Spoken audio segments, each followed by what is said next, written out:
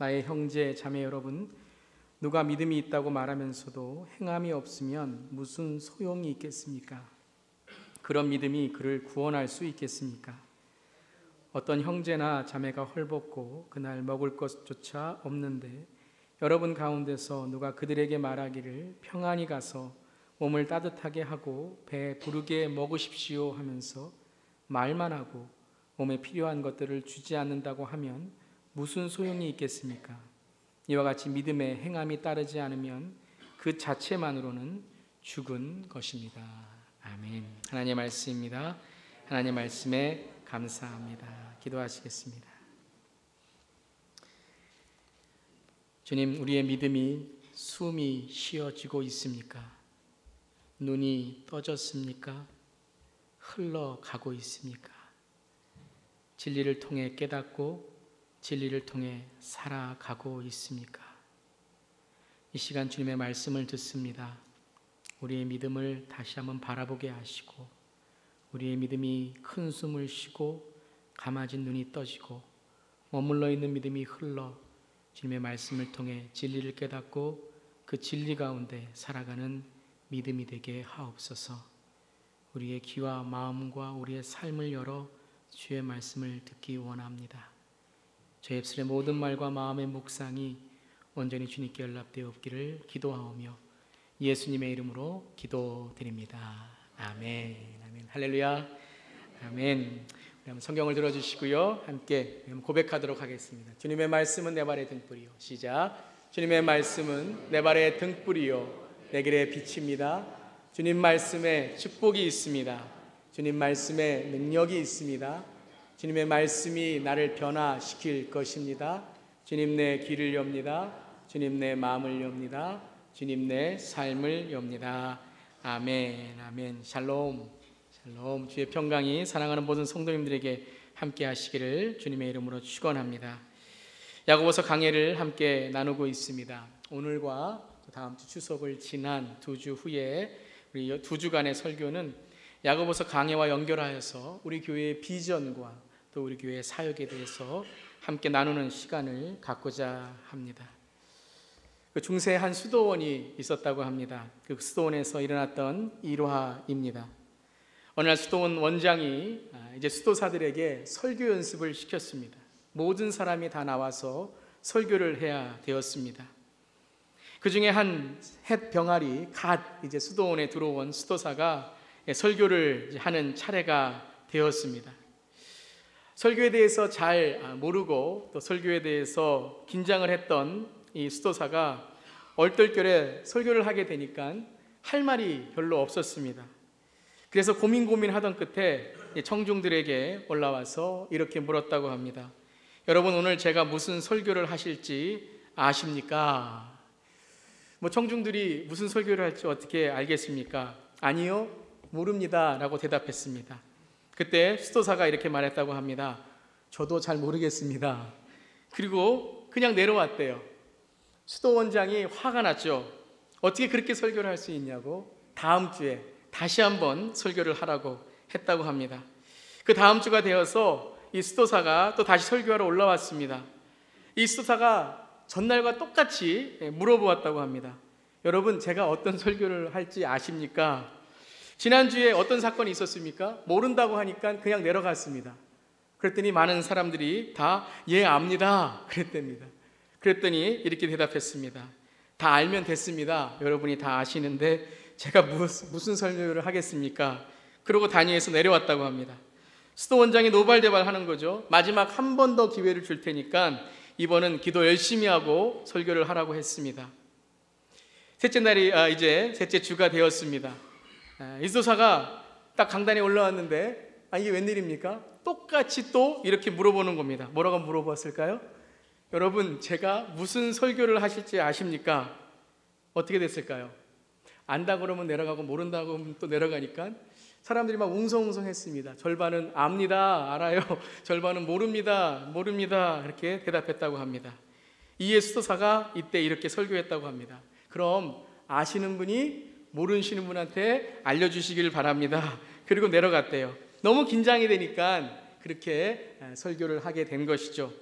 그런데 수도원 원장이 크게 화를 낼 줄 알았는데 수도원 원장이 눈을 싹 지그시 감더니 감동을 받은 얼굴로 이렇게 말했다고 합니다.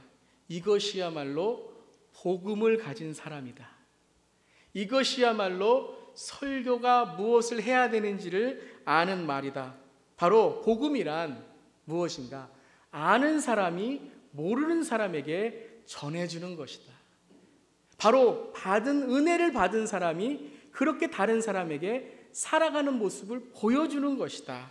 그래서 그때부터 이 수도원에 표가 생겼는데요. 뭘까요? 아는 사람이 모르는 사람에게 라고 표가 생겼다고 합니다. 여러분, 오늘 제가 어떤 설교를 할지 아십니까? 왜 웃고만 계시나요? 내려가지는 않겠습니다. 저의 고민은 이것입니다. 여러분이 제가 어떤 설교를 할지를 딱 알아맞히는 예상 문제집이 아니라 이미 들었던 설교를 여러분 어떻게 살아가고 계신가입니다. 모르는 것, 여러분이 아직 듣지 못한 설교가 아니라 이미 여러분이 6주 동안 들었던 이 설교를 어떻게 살아가고 계신가입니다. 교회 열심히 있으시고 또 모임에 열심히 있는 성도님이라면 아마 한 주에 2편 이상의 설교는 들으실 겁니다. 새벽 기도까지 나오시면 적어도 5편 이상의 설교는 들으시는 거죠. 지난주에 어떤 집사님과 말씀을 나누는 가운데 그 집사님이 이런 말씀을 하시더라고요. 말씀을 많이 듣기는 하는데 이 말씀을 다 소화를 하지 못해서 영적 소화불량에 걸린 건 아닌지 하면서 함께 이렇게 웃어 넘긴 적이 있었습니다. 영적 소화불량. 근데 가만히 생각해 보니까 말씀을 전하는 저나 듣는 우리들이 정말 영적 소화불량에 걸린 것은 아닌가 생각해 보았습니다. 혹 설교를 듣는 일이 하나님의 일에 모든 것이 된 것처럼 착각하고 있는 우리들은 아닙니까? 설교 들었으면 된 것이고 설교 전하면 된 것이다. 하나님의 일 다 한 것이다. 그렇게 생각하고 있는 우리들은 아닌가요? 물론 예배를 참석 안 하시고 설교를 한 편도 듣지 않는 분들보다는 매일 예배를 참석하시고 설교를 많이 듣는 것 참 귀중한 일입니다. 그런데 설교를 많이 듣고 예배에 많이 참석하는 것뿐만 아니라 이 설교를 어떻게 살아가는가, 내가 듣고 내가 깨달은 것을 어떻게 살아가는가, 이것이 바로 더 귀중한 신앙의 일일 것입니다. 저는 우리 성도님들에게, 특별히 우리 재직분들이 좀 더 예배와 모임에 열심을 가지시기를 부탁드립니다. 좀 더 책임과 의무의 그런 마음을 가지시고 교회 모임에 나의 자리를 지켜주시기를 권면합니다. 하지만 이보다 더 중요한 일은 무엇일까요?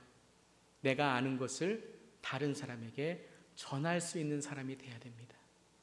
내가 들은 것을 내 행함으로, 실천으로, 내 삶으로 설명할 수 있는 그 신앙의 실력이 있어야 됩니다. 제가 몇 주 전에 야고보서 설교를 하면서 이 말씀을 읽었습니다. 우리 한번 이 말씀을 읽고 그 다음에 설교를 계속 이어가도록 하겠습니다. 함께 한번 한 목소리로 읽겠습니다. 시작. 말씀은 행하는 사람이 되십시오. 그저 듣기만 하여 자신을 속이는 사람이 되지 마십시오. 예. 여러분, 혹 우리가 속고 있지는 않습니까? 제가 여러분에게 속고 있지는 않습니까? 우리 모두가 스스로에게 속고 있지 않습니까? 듣는 것으로만 내가 정말 좋은 크리스찬이다 라고 생각하고 있지는 않습니까? 행하는 사람이 되어야 됩니다. 저는 우리 교회가 말씀을 듣는 것에 열심인 교회가 되기를 바랍니다. 또한 열심히 듣고 행하는, 실천하는, 삶으로 표현하는 실력 있는 교회가 되기를 간절히 기도합니다. 교회는 건물이나 조직이 아닙니다. 교회는 이런 사방에 있는 벽, 내면이 있는 그 건물이나 사람들의 조직이 아닙니다. 여러분, 건물이나 조직은 듣거나 행하지 않습니다. 그렇기에 건물과 조직이 된 교회는 죽은 믿음의 교회입니다. 교회가 건물과 조직이 될 때에 교회는 죽습니다. 하지만 믿음의 공동체, 믿음의 사람들이 교회가 되었을 때에 믿음으로 듣고 믿음으로 행하는 말씀이 살아있는 교회로, 믿음이 살아있는 교회가 될 줄을 믿습니다. 먼저 듣고 행하는 믿음은 바로 들은 것을 전하는 믿음입니다. 전하려면 어떻게 될까요? 잘 들어야 됩니다. 그리고 잘 정확하게 이해해야 됩니다.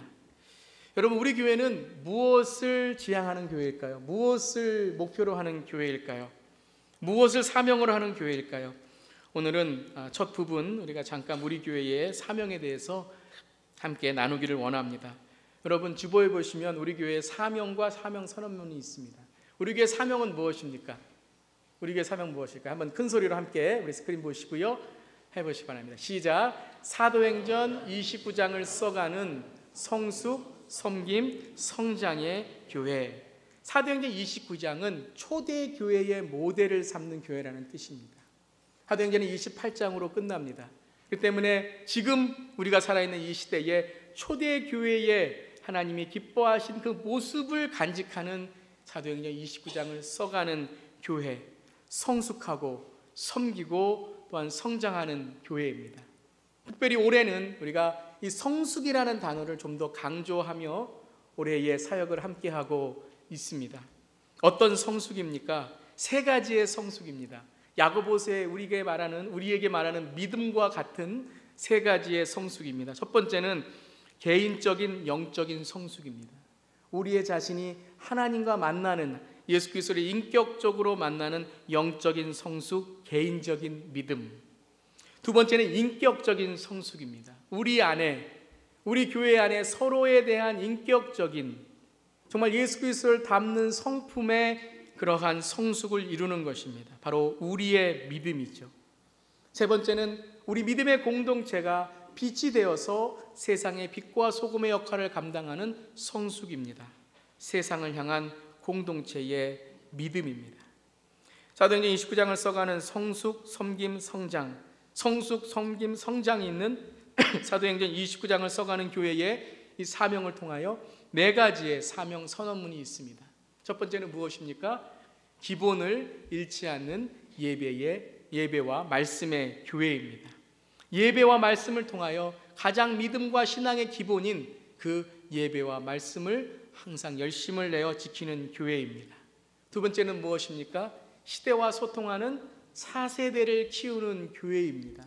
1세만이 아니라, 우리만이 아니라 정말 다음 세대를 위하여 이 시대와 소통하고 다음 세대를 키우는 그러한 교회, 믿음으로 양육하고 정말 이 땅에 하나님의 사람으로 커나갈 수 있는 그런 2세를 키우는 교회입니다.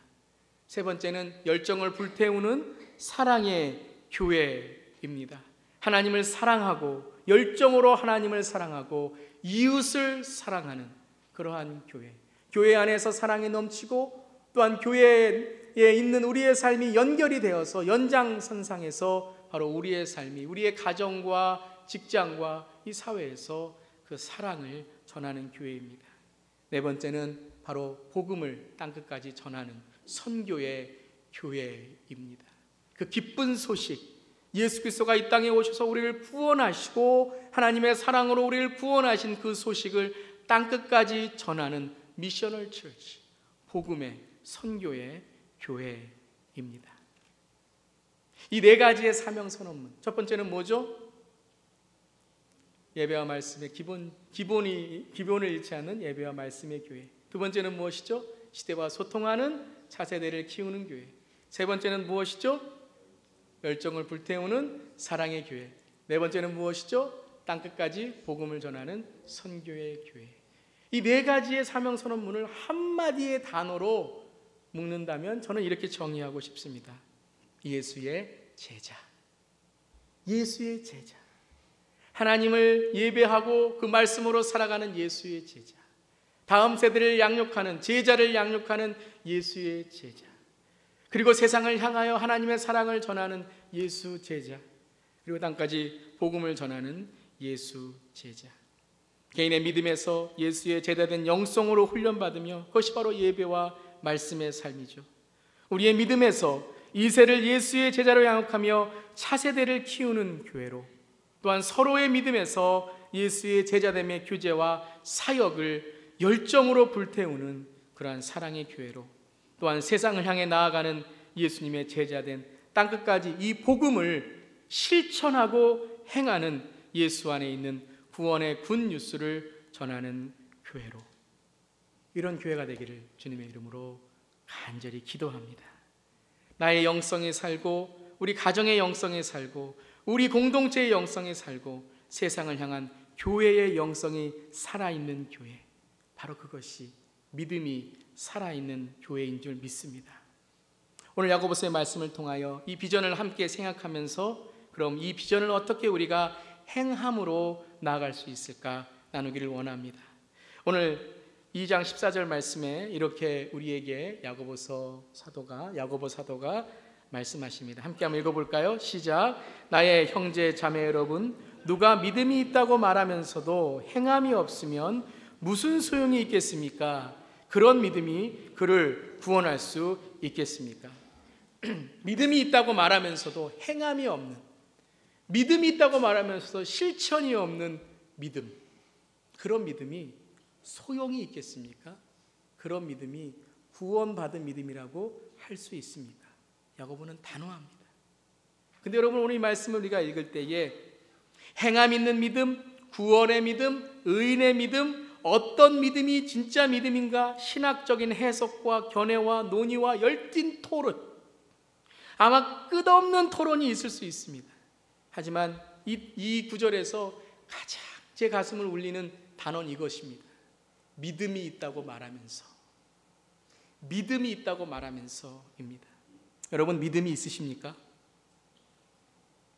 믿음의 정의, 믿음의 행동, 믿음의 성숙, 그 모두를 다 접어두고서더라도 믿음이 있으십니까? 여러분, 믿음. 여러분은 정말 예수를 믿는 믿음이 있으십니까?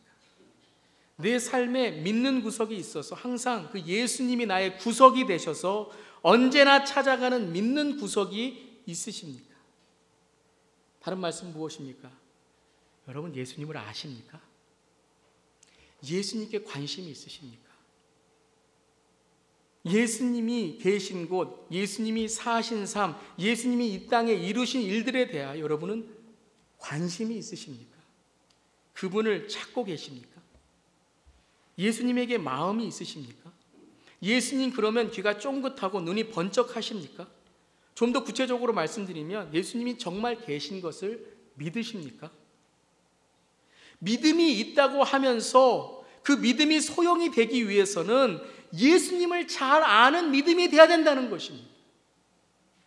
우리는요, 믿음의 생활을 하면서 그 예수님이 어떤 분인가를 몰라요. 예수님이 이 땅에 어떻게 사셨는가를 몰라요. 예수님 그러면 그저 나를 구원하는 분인 것만 알지, 예수님이 이 땅에 오셔서 누구를 위해 사시고 어떤 삶을 사시고 어떤 사람들과 함께 사셨는지를 우리는 몰라요. 믿음이 있다고 말하면서도 우리는 그 믿음이 어떤 믿음인지를 몰라요. 그냥 믿음만 있다 그러면 다 되는 거예요. 여러분, 예수를 알면, 예수의 믿음을 걸면 어찌 행함이 없겠습니까? 어찌 예수가 걸어가신 길을 우리가 걸어가지 않을 수 있겠습니까? 교회의 비전, 하나님의 비전, 하나님의 꿈, 예수님의 제자 하면 여러분의 심장은 뛰고 있으십니까? 아니면 내가 좋은 것, 내가 편안한 것, 내가 갖고 싶은 것에만 내 삶이 붙들려 있습니까? 여러분, 한번 가만히 생각해 보면 좋겠습니다. 믿음이 어떠하다를 떠나서 이 믿음의 근원이 되시는 예수님을 우리는 알고 있습니까? 왜 행함이 따라오지 않을까요? 왜 이 믿음이 소용이 없을까요? 왜 이 믿음이 구원과 아무 관련이 없는 믿음일까요? 처음부터 우리는 예수를 믿는, 예수를 아는, 예수를 따라가는 믿음이 있었습니까? 야고보 사도는 오늘 이것을 30년 동안 목회한 예루살렘 교회에 오늘 전하고 있는 것입니다. 지금 갓 신앙을, 이제 믿음을 가진 사람에게 이야기하는 것이 아니에요. 믿음이 있다고 말하면서 오랜 세월을 행함도 실천도 없이 그저 구원버스에 무임승차한 인생을 살아가고 있는 30년 동안 목회한 그 교회에 있는 믿음이 있는 자들에게 말하는 것입니다. 저는 우리가 사명을 갖고 사명 선언문을 갖고 이 모든 것을 이야기하는 것 중요하다고 생각하지만 그보다 먼저 우리의 믿음의 근원이, 우리의 믿음이 어디서부터 시작되었는지를 깨닫는 그런 교회가 되기를 간절히 바랍니다. 예수에게 관심이 있으십니까? 나는 예수에게 관심이 있으십니까? 나는 예수의 믿음으로 살아가기를 원하십니까? 이 질문을 한 이후에 여러분이 믿음이라고 말하면서도 왜 소용이 없고 왜 그것이 구원, 바로 하나님을 드러내는 일에 아무 관련이 없는가를 이야기한 이후에 15절과 16절에 이렇게 말씀하십니다. 우리 한번 읽어볼까요? 함께 시작. 어떤 형제나 자매가 헐벗고 그날 먹을 것조차 없는데 여러분 가운데서 누가 그들에게 말하기를 평안히 가서 몸을 따뜻하게 하고 배부르게 먹으십시오 하면서 말만 하고 몸에 필요한 것들을 주지 않는다고 하면 무슨 소용이 있겠습니까? 말만 하고 믿음이 있다고 말하면서 말만 하고 행동과 실천이 없다면 또 이렇게 말씀하십니다. What good it is? 무슨 소용이 있겠습니까? 어디에 쓸 수 있겠습니까? 말은 하는데 아무런 신앙의 그러한 예수 그리스도의 그러한 지식과 지혜도 없고 아무런 삶의 실력도 없는 그 믿음, 그 믿음이 어떻게 이렇게 됐습니까? 여러분 오늘 16절을 우리가 읽어보면 우리는 왜 말만 하고 왜 소용이 없습니까? 왜 도와주지 않습니까? 왜 평안히 가서 몸을 따뜻하게 하고 배부르게 먹으십니까? 이런 말만 하십니까? 라며 우리 말트집 잡을 수 있습니다. 말트집 잡을 수 있어요. 그런데 여러분 오늘 이분이 말한 이 평안히 가서 몸을 따뜻하게 하고 배부르게 먹으세요 라는 말이 진심일 수도 있지 않습니까? 정말 진심에서 나온 말일 수도 있지 않겠습니까? 그런데 무엇이 잘못된 겁니까? 한 번은 아주 어린 아이가 텔레비전을 보고 있었는데 밥이 없어서 굶고 있는 아이들이 있었어요. 쟤네들은 밥이 없어서 저렇게 굶는다라고 이야기했을 때 이 아이가 이렇게 말했대요. 밥이 없으면 라면 끓여 먹으면 되지 않아요? 그랬대요. 라면 없는데? 라면 없으면 햄버거 사 먹으면 되지 않아요? 그랬대요. 여러분 오늘 말씀에서 가장 중요한 구절은 저는 15절의 첫 번째라고 생각을 합니다. 믿음의 처음 시작은 하나님께 대한 관심, 즉 하나님을 사랑하는 것과 두 번째는 이웃에 대한 관심. 여러분 15절 어떻게 시작합니까? 어떤 형제 자매가 헐벗고 그날 먹을 것조차 없는데 그랬어요. 평안히 가서 몸을 따뜻하게 하고 배부르게 먹으십시오라고 말한 이유는 무엇입니까? 자기는 집에 가면 먹을 게 있거든요. 자기의 관점으로, 자기의 믿음의 관점으로 보면 나는 내 집에 먹을 것이 있고 내가 살아갈 것이 있습니다. 중요한 것은 그 형제 자매가 지금 어떤 삶을 살고 있는가를 먼저 보아야 된다는 것입니다. 그 형제와 자매는 헐벗고 그날 먹을 것이 없습니다. 교회가 건물과 조직이 되면 하나님에게 관심을 갖고 사람을 긍휼하게 보기보다 내가 좋아하는 것, 내가 좋아하는 스타일, 내가 좋아하는 프로그램을 앞세우게 됩니다. 왜요? 모든 관심이 자기에게 있기 때문입니다. 목회도 하나님과 하나님이 보시는 사람이 아니라 나를 편안하게 하는, 나를 드러내는 것에 자꾸 마음이 갑니다. 믿음은 하나님께 관심을 두는 것이고 하나님이 관심을 두고 계신 사람들을 바라보는 것입니다. 어찌 이 믿음을 가질 때에 우리에게 행함과 실천이 없겠습니까? 여러분 오늘 우리 교회를 돌아보면서 우리는 하나님의 호루라기를 들어야 됩니다. 저는 오늘 말씀을 준비하면서 이 말씀이 생각났습니다. 요한계시록 3장 15절부터 17절의 말씀입니다. 나는 내 행위를 안다. 너는 차지도 않고 뜨겁지도 않다. 내가 차든지 뜨겁든지 하면 좋겠다. 내가 이렇게 미지근하여 뜨겁지도 않고 차지도 않으니 나는 너를 내 입에서 뱉어 버리겠다. 너는 풍족하여 부족한 것이 조금도 없다고 하지만 실상 너는 내가 비참하고 불쌍하고 가난하고 눈이 멀고 벌거벗은 것을 알지 못한다. 오늘 이 16절의 말씀에, 오늘 이 17절의 말씀에, 요한계시록 17절의 말씀에 너는 풍족하여 부족한 것이 조금 없다고 한 말씀이 저는 그저 물질이나 소유가 아니라 믿음의 말씀이라고 생각을 합니다. 믿음이 있다고 말하면서도 너의 행위와 너의 모든 것을 내가 안다. 그것이 무엇이에요? 너는 비참하고 불쌍하고 가난하고 눈이 멀고 벌거벗은 소용이 없는 믿음이라는 것입니다. 여러분, 이 말씀이 라오디게아 교회에게 하신 말씀인데 20절에 보시면 이런 말씀을 하십니다. 보아라, 내가 문 밖에 서서 문을 두드리고 있다. 누구든지 내 음성을 듣고 문을 열면 나는 그에게로 들어가서 그와 함께 먹고 그는 나와 함께 먹을 것이다 그랬어요. 여러분, 이 말씀은 지금 신앙을 가지고 있는 사람에게 하신 말씀이 아니라 라오디게아 교회에게 하신 말씀이에요. 믿음이 있다, 교회가 있다고 하는 그 라오디아 교회에게 예수 그리스도가 문 밖에 서서 문을 두드리고 있다는 거예요. 이 말씀 무엇입니까? 한 번도 예수님이 그 교회 안에 들어온 적이 없다는 것입니다. 믿음이 있다고 말을 하면서 그 믿음이 소용이 없고 구원이 없는 이유가 무엇입니까? 예수님이 그 교회 안에, 그 믿음 안에, 그 삶 안에 있지 않다는 것입니다. 10년, 20년, 30년을 신앙생활해도 그 믿음이 하나님의 관심과 하나님이 보시는 그 사람들의 관심이 없다면 그 믿음은 소용이 없고 그 믿음은 구원이 아니라는 것입니다. 정말 여러분, 우리의 믿음은, 우리 교회의 믿음은, 우리가 살아가는 이 믿음은 예수가 우리의 삶에 들어와 예수가 바라보는 시선으로 세상을 바라보며 그 예수가 우리를 이끌고 가는 제자의 삶으로 행하고 실천하며 살아가는 믿음입니다. 그래서 세상 사람들이 우리가 하나님을 사랑하는, 살아가는 것을 보게 됩니까? 여러분, 저는 이 단어를 한 주간 동안 묵상해 봤습니다. 존재라는 단어가 existence라는 단어이죠. 이 단어는요, 두 가지의 뜻으로 된 하나의 합성어입니다. existence, x라는 단어는 outside라는 단어입니다.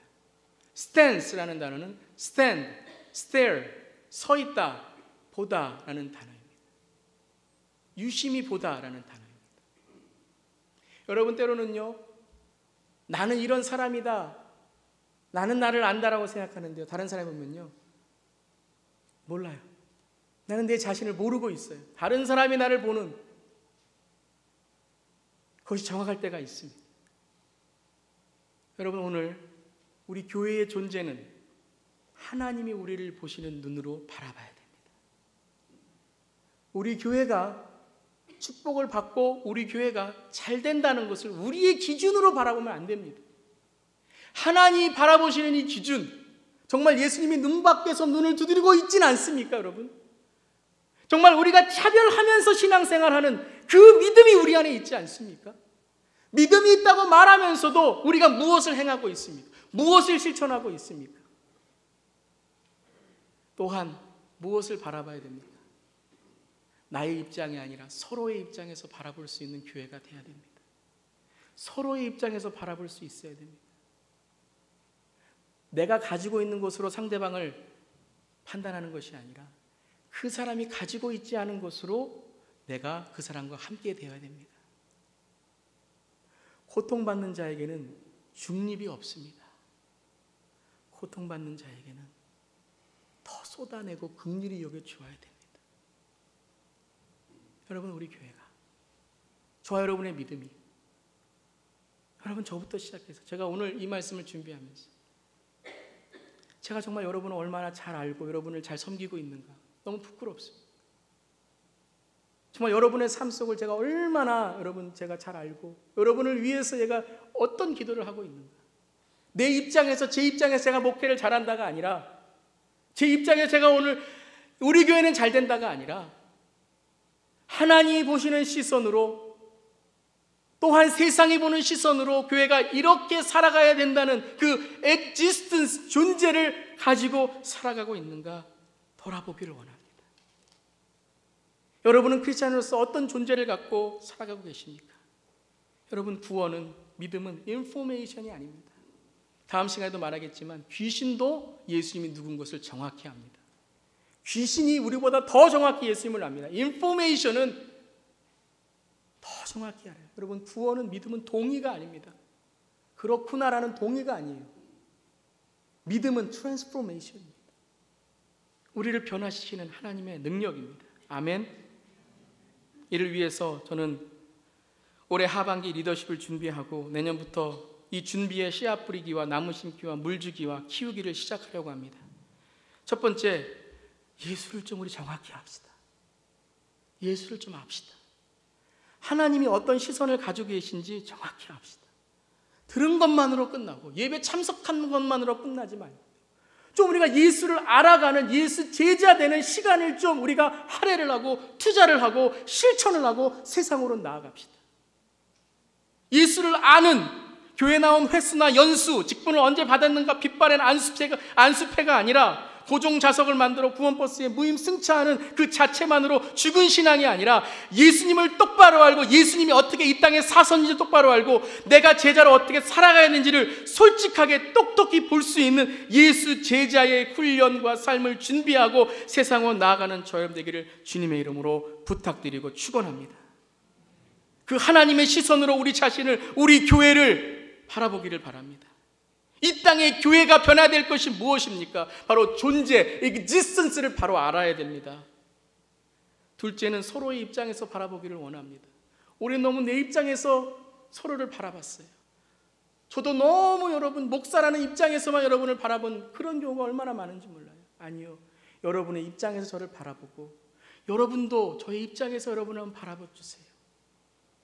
서로를 바라보고 서로의 입장에서 바라봐주고 하나님의 관심으로 서로를 바라보는 목장이 되길 바랍니다.